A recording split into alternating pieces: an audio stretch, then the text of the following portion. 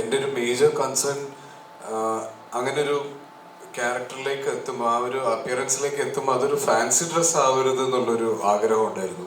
കാര്യം ആ script demand ചെയ്യുന്ന, അല്ലെങ്കിൽ ആ ക്യാരക്ടർ ഡിമാൻഡ് ചെയ്യുന്ന ഒരു ലുക്ക് അതൊട്ടും ഈ ഏജ് കെട്ടി വെച്ച ഒരു ഫീൽ ഇല്ലാതെ കുറച്ച് റിയൽ ആയിരിക്കണം, ഒറിജിനൽ ആയിരിക്കണം എന്നൊരു ആഗ്രഹം ഉണ്ടായിരുന്നു. അപ്പം അതിന് വേണ്ടിയിട്ട് 3-4 ഗെറ്റപ്സ് നമ്മൾ ഫൈനൽ ചെയ്തിരുന്നു. കുറച്ചധികം കോസ്റ്റ്യൂംസ് ട്രയൽ ചെയ്തിരുന്നു. അപ്പോൾ ആ ഗെറ്റപ്പിലാണ് നമ്മൾ ഈ പറയുന്ന രീതിയിലേക്ക് ക്യാരക്ടർ നരേഷനിലേക്ക് മീറ്റ് ചെയ്യുന്ന ഏറ്റവും അടുത്തുള്ളൊരു ഗെറ്റപ്പായിട്ട് തോന്നിയത് ഇതായിരുന്നു. അപ്പം അതിനോട്, ആ ക്യാരക്ടറിനോട് ജസ്റ്റിഫൈ ചെയ്യുന്ന ഞങ്ങളെ കൊണ്ട് പോസിബിൾ ആയിട്ടുള്ളൊരു ഇത്. പിന്നെ ചാലഞ്ച് എന്ന് പറയുമ്പോൾ അതിൽ ഏറ്റവും വലിയ ചലഞ്ച് അത് തന്നെയായിരുന്നു. നമ്മൾ ഈ വേഷം കെട്ടുകയും പെർഫോം ചെയ്യുന്ന സമയത്ത് ക്യാരക്ടർ ലൂസ് ആവുകയും ചെയ്യുമ്പോഴാണ് അത് ഫാൻസി ഡ്രസ് ആവുക. അപ്പം അത് ആവാതിരിക്കാൻ മാക്സിമം ട്രൈ ചെയ്തിട്ടുണ്ട്. അത് ഇനി പ്രേക്ഷകരാണ് പറയേണ്ടത്.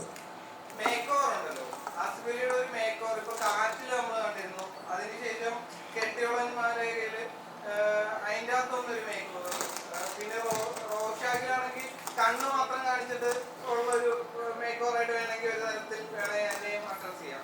ഇപ്പൊ ഇതിനകത്ത് വരുന്നത് മാസങ്ങളോളം പല്ല് വയ്ക്കാതെ അഭിനയിച്ചെന്ന് അമലയാണ് ആ റൂമറിന്റെ പിന്നില്. മാസങ്ങളോളം പല്ല് തേക്കാതെ അഭിനയിക്കാനോ കൂടെ നിൽക്കാനോ എനിക്ക് പറ്റുമെന്ന് അറിയില്ല. ഇനി അമലക്ക് അത് എപ്പോഴാണ് തോന്നിയെന്നും എനിക്കറിയില്ല. കാര്യം ആ ക്യാരക്ടറിന് അങ്ങനെ ഒരു ഔട്ട്ലൈൻ ഉണ്ടായിരുന്നു കാണുമ്പം. കാര്യം ഒറ്റയ്ക്ക് താമസിക്കുന്ന ഒരാളാണ് അയാൾ. ഒരു സമയം കഴിഞ്ഞപ്പോൾ അയാൾ ലുക്സിനെ പറ്റിയിട്ടോ അല്ലെങ്കിൽ അയാളുടെ ജീവിത രീതിയെ പറ്റിയിട്ടൊന്നും അയാൾ ബോധേഡല്ല. സോഴ്സസ് അങ്ങനെ സൗകര്യമില്ലാത്തതുകൊണ്ടൊന്നും അല്ല, പുള്ളി ബോധേഡല്ലായിരുന്നു. ആരും കാണാനില്ല. അപ്പൊ അങ്ങനെ ഉണ്ടായിരുന്നു. പക്ഷെ ഞാനതിനു വേണ്ടി പല്ല് തേക്കാതിരുന്നിട്ടൊന്നുമില്ല. പിന്നെ ആ പല്ല് ഒരു പ്രോസ്തറ്റിക് ആണ്.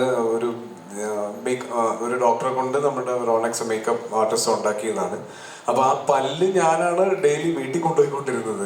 ഷൂട്ട് കഴിഞ്ഞത് റൂമിൽ കൊണ്ടുപോയി ഞാൻ തന്നെ രാവിലെ വൃത്തിയാക്കി കൊണ്ടുവരുമായിരുന്നു. അപ്പം ആ പല്ലാണ് ആ കാണുന്നത്. എന്റെ പല്ല് അകത്തുണ്ട്. അത് ഞാൻ ഡെയിലി തേക്കുന്നുണ്ടായിരുന്നു. എന്നിട്ട് ഡെയിലി ഒരു സെൽഫി എടുത്ത് അയക്കും വീട്ടിലേക്ക് പിള്ളേർക്ക് ഗുഡ് മോർണിംഗ്.